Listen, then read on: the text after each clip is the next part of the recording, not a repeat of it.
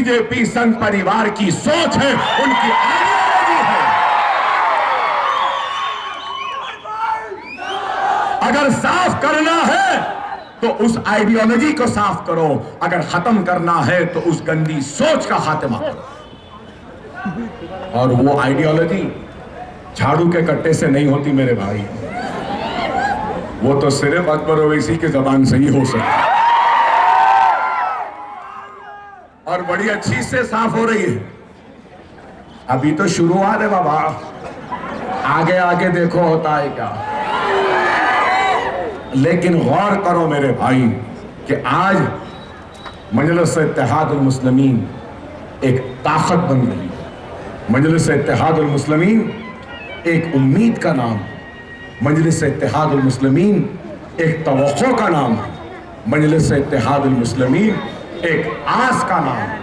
और ये उम्मीद व तवक्को व आस 25 करोड़ मुसलमानों की है। खुदारा इस उम्मीद, इस आस को खत्म होने ना।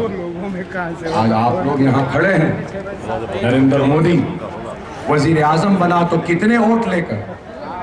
31% वोट ले। 31% मतलब 69% वोट उनके हक में नहीं आए, और 31% को वोट्स में अगर आप लेंगे तो 16 करोड़ 17 लाख वोट।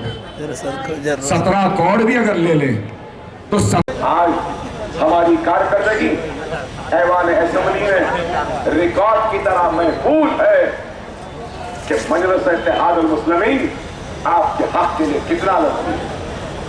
चाहे वो शादी मुबारक स्कीम हो, मजलिस-ए-इत्तेहादुल मुस्लिमीन की नुमाइंदगी पर हुकूमत ने उसको मंजूर किया, असेंबली की प्रोसीडिंग में है, देख लो जाकर। मैं 99 में सबसे पहले एमएलए बना था। मेरी उम्र 25 बरस थी, तो मैंने अपने हल्के की आवाम से वादा किया था कि मैं अपने हल्के के बच्चों के हाथों में किताब और कलम थमाऊंगा, और फिर ऐलान करा था कि जब तक 100 गरीब यतीम बच्चियों की शादियां नहीं करवा दूंगा, उस वक्त तक अपने जीत का फूल का हार नहीं देंगे। और मुझे मालूम है कि किस तरीके से हमारी बच्चियां घरों में बैठी हैं, शादियां नहीं हो गई। और वही एहसास मुझे था जो हमने असेंबली में बोलकर ये स्कीम को रियासती हुकूमत के जानिब से मंजूर करवाया। Overseas scholarship. ये ओवरसीज स्कॉलरशिप क्या है?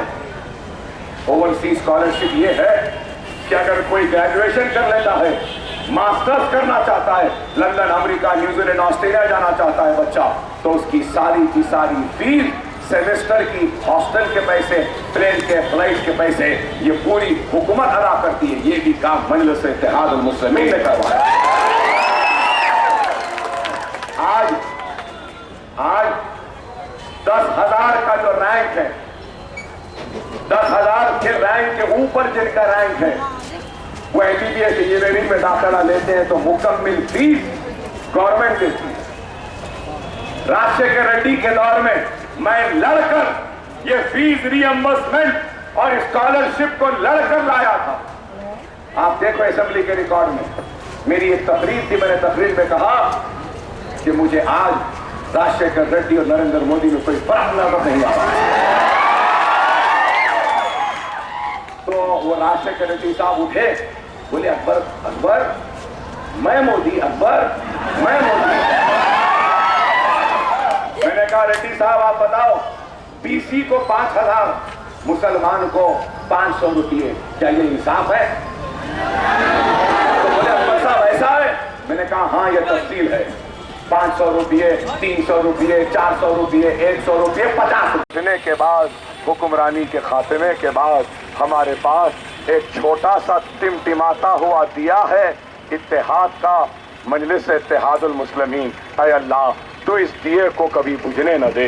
ऐ अल्लाह तू इस दिए की हिफाजत फरमा दे। ऐ अल्लाह تو اس دیے کی حفاظت فرما دے، اے اللہ تو مجلس کی حفاظت فرما دے، اے اللہ ہمارے بھائی جو بے روزگار ہیں ان کو روزگار عطا فرما، اے اللہ ہماری بچیاں جو گھروں میں بیٹھی ہیں شادیاں نہیں ہوئے اللہ ان کی شادیاں کروا، اے اللہ ہمارے گھروں میں جو بیمار ہیں ان کو شفا کاملہ عطا فرما، اے اللہ ہمارے بھائی بہن جو ہمارے مسلمان جو مقروض ہیں اے اللہ ان کے قرضوں کو دور فرما، اے اللہ ہمارے گھروں میں دین کے دولت سے ہم کو مالا مال کر دے، اے اللہ ہم کو نمازوں کا پابند بنا، اے اللہ ہم کو سچا مسلمان بنا، اے اللہ دشمنوں کی سازشوں سے محفوظ فرما، اے اللہ منافقین کے منصوبوں سے سازشوں سے محفوظ فرما، اے اللہ تو ہماری حفاظت فرما، ہمارے بستیوں کی حفاظت فرما، ہمارے آبادیوں کی حفاظت فرما، اے اللہ سارے عالم اسلام میں جہاں کہیں بھی مسلمان پریشان ہے اے اللہ ان کے پریشانیوں کو دور فرما، ان کے پریشانیوں کو دور فرما، اے اللہ مجلس اتحاد المسلمین کے جتنے بھی امیدوار انتخابات لڑ رہے ہیں اے اللہ ان میں سے زیادہ تعداد میں ہم کو کامیابی و کامرانی عطا فرما، اے اللہ صدر مجلس کے جان کی حفاظت فرما، ان کو صحت دے، مجلس کے قائدین کی حفاظت فرما، ہم سب کی حفاظت فرما، ہم سب کی عزتوں کی لاج رکھ لے، ہم سب کے کاروبار میں ترقی عطا فرما، ہم سب کو نیک بنا، ہم سب کو ایک بنا، وآخر دعوانا الحمدللہ رب العالمین۔ وطن کو وطن کو وطن کو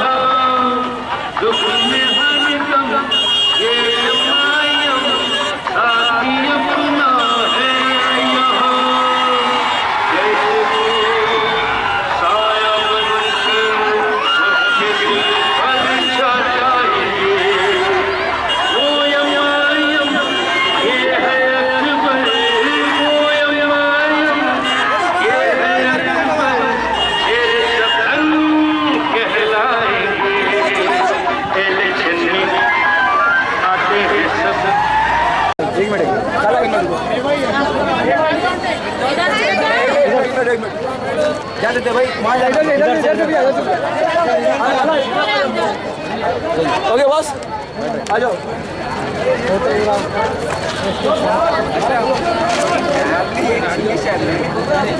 ہائلائٹ ہوتے ہیں تو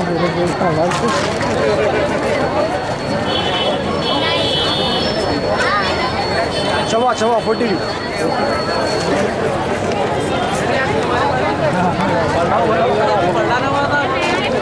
بھائی بڑا